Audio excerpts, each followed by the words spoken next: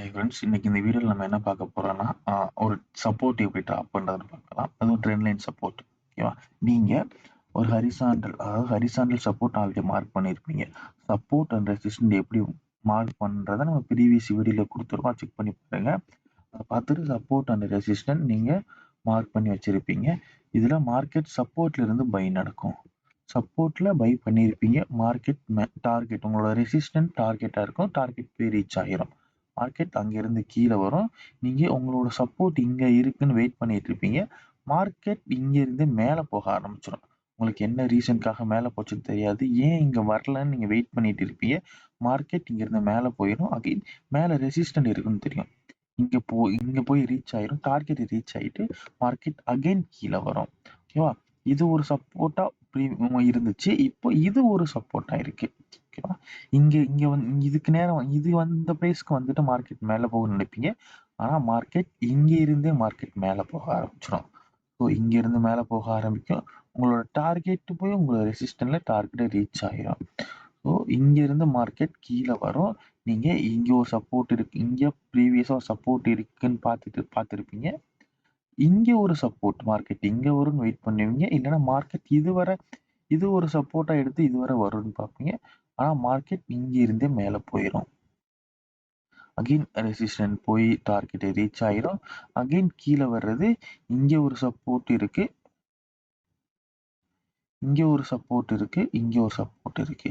இங்க லாஸ்ட்ல இங்க ஒரு சப்போர்ட் இருக்கு. மார்க்கெட் இதனால ஏதாவது வரும்னு பார்ப்பீங்க. ஆனா மார்க்கெட் இங்க இருந்து மேல போயிடும்.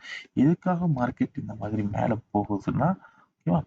இங்க இருந்து இது வந்து ட்ரெண்ட் லைன் சப்போர்ட். இங்க இருந்து எல்லாமே கனெக்ட் பண்ணுங்க. இது உங்களுக்கு தெரியும். இந்த மாதிரி ஒரு ட்ரெண்ட் லைன், இதுக்கு நேம் வந்து ட்ரெண்ட் லைன் சப்போர்ட்.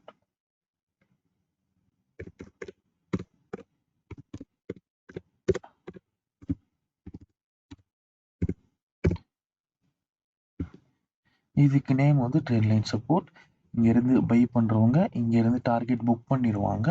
அங்க இருந்து கீழே வரும். எல்லாரும் செல் பண்ண ஆரம்பிப்பாங்க. அதாவது ப்ராஃபிட் புக்கிங் தான். இங்க இருந்து ப்ராஃபிட் புக் பண்றவங்க இந்த ட்ரெண்ட் லைன்ல வந்து பை பண்றாங்க. நம்ம நீங்க என்ன பார்த்திருப்பீங்க, இங்கதான் வந்து பை நடக்கும்னு பார்த்திருப்பீங்க. இது ப்ரீவியஸா இந்த இடத்துலயே பை நடந்துருது. ஸோ இங்க இருந்து மார்க்கெட் மேல போகுது. ரெசிஸ்டன்ட் இருக்கு மேல. ஓகேவா? இந்த ரெசிஸ்டன்ட்ல போய் டார்கெட் ரீச் ஆயிருது. அவங்களோட ப்ராஃபிட்டை புக் பண்றாங்க. கீழே வருது. நீங்க சப்போர்ட்டா இங்க இருக்குன்னு நீங்க நினைச்சிட்டு இருப்பீங்க. ஆனா அது இங்கேயும் வராது. இங்க ஒரு சப்போர்ட் இருக்கு. இல்ல இது வரையாவது வரும்னு நினைப்பீங்க. இங்கேயும் வராது. அது இதுக்கு முன்னாடியே இங்க வந்துட்டே போயிடும். எதனால போகுதுன்னா இங்க ஒரு ட்ரெண்ட் லைன். இங்க ஒரு லைன் இந்த மாதிரி இருக்கும். இந்த மாதிரி ஒரு லைன் இருக்கும். இந்த லைன்ல இது சப்போர்ட் எடுத்து இப்படியே போயிட்டு இருக்கும். இதுக்கு பேர் வந்து ட்ரெண்ட் லைன் சப்போர்ட். இது எப்படி நம்ம சார்ட்ல எப்படி நம்ம டிரா பண்றதுன்னு நம்ம சார்ட்ல பார்க்கலாம். இப்ப நம்ம எப்படி ஒரு ட்ரெண்ட் லைன் டிரா பண்றதுன்னு சார்ட்ல பார்க்கலாம். மினிமம் நமக்கு வந்து 2 லோ இருக்கணும். கரண்ட்ல இருக்கிற லோவை நம்ம செகண்ட் லோவா எடுத்துக்க முடியாது. ஸோ ப்ரீவியஸா நமக்கு 2 லோ இருக்கணும். இது ஒரு லோவா எடுத்திருக்கேன். இங்க ஒரு லோவா இதை எடுத்திருக்கேன். 2 லோ. மார்க்கெட் இங்கதான் நடந்துட்டு இருக்குன்னா இங்க இங்க இங்க வைக்கிறேன். மார்க்கெட் அந்த லைனை எக்ஸ்டெண்ட் பண்றேன். உங்களுக்கு தெரியும்.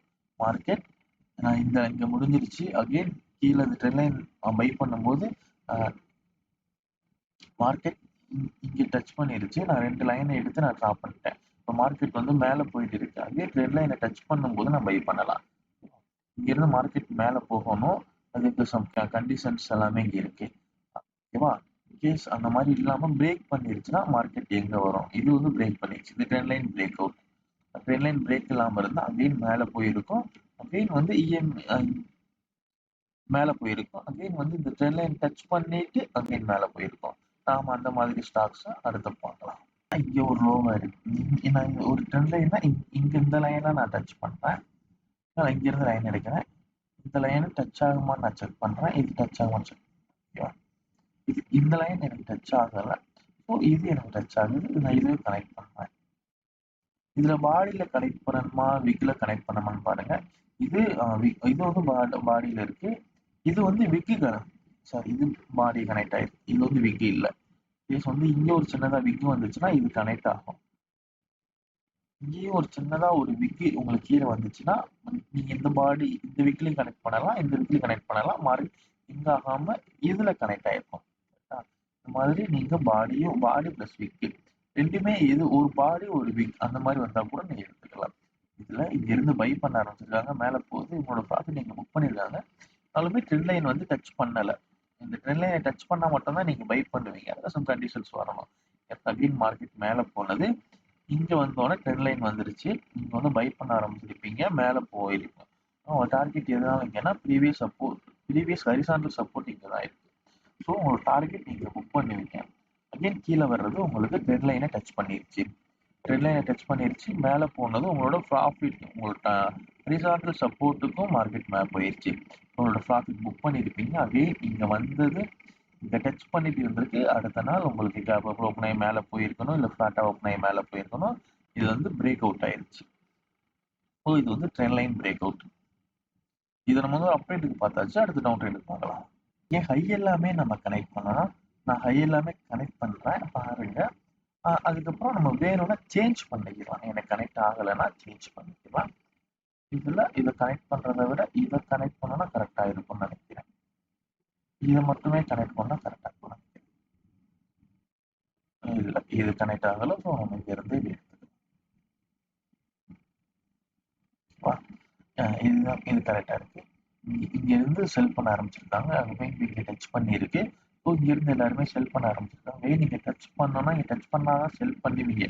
ஒரு ஹரிசா ஒரு ட்ரெண்ட் லைன் சப்போர்ட்டை வந்து டச் பண்ணாதான் செல் பண்ணுவீங்க. ஸோ டச் பண்ணல, இங்க இருந்து கீழே வந்திருக்கு. இன்னும் டச் பண்ணல, கீழே வந்திருக்கு. ஸோ இங்க வந்து டச் பண்ணிருச்சு. ஓகேவா? இப்ப டச் பண்ணிட்டு கீழே வந்துட்டு இருக்கு. மீன் இது வந்து போய் கீழே வரும். கீழே வந்துட்டு அகைன் போய் ட்ரெண்ட் லைனை டச் பண்ணும். இந்த லைனை கொஞ்சம் எக்ஸ்டெண்ட் பண்ணிக்கோங்க. கீழே வர்ற ப்ரைஸ் அகைன் போய் ட்ரெண்ட் லைன் டச் பண்ணும்.